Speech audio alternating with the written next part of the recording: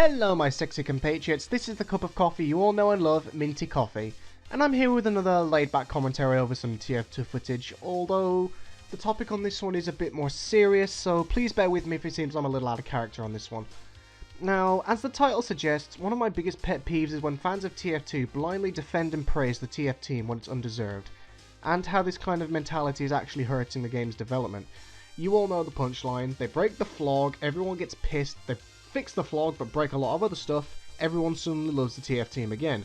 This short-sighted mentality from a majority of the fanbase is what's putting a huge nail in TF2's game balance, which is a far cry from what it was in the 2012 to 2014 years, before gunmetal, heck, before Love and War. Back then, sure the game wasn't as customizable as it is now with all the taunts and stuff, but like, the weapon balance was a lot better than it is now, and I don't think trading enjoyment for balance was a good idea. For example, a video Josh Scorcher once did in a response to a critic of TF2 named Balspawn back in the day had this particular quote I'd like to develop on. This is mostly due to the microtransaction system granting paying or obsessed players powerful items that can make them resistant to different types of damage, ranged being a common example. Objection!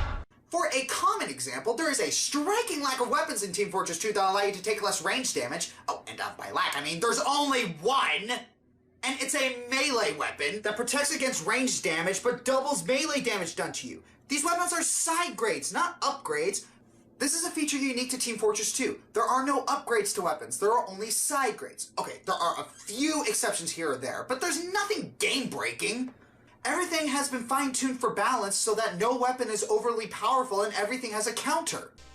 Note how Josh makes the striking observation that only one item ever had damage resistance to anything, bar the functionality of the Vaccinator and the Charge and Targe, which Josh forgot, but that doesn't matter.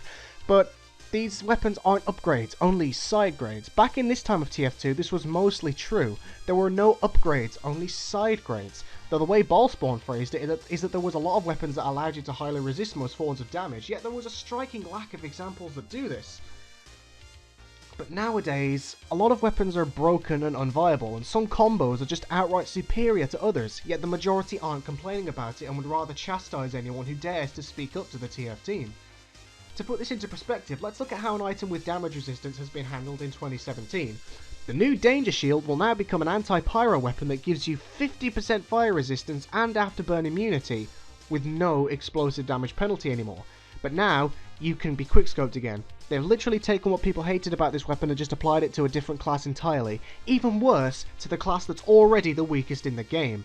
Yet from what I've observed, people are largely loving the new balance changes that are essentially killing off even more weapons and trivializing others. Atomizer, now it's just predictable and dead. The Bonk, it's dead. Criticola, still broken. The Dead Ringer is really dead.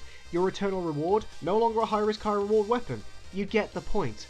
People, I implore you to listen for a second, please. We are going to get nowhere with TF2 if we just blindly praise bullshit. These changes are pure trash. They are not balanced whatsoever.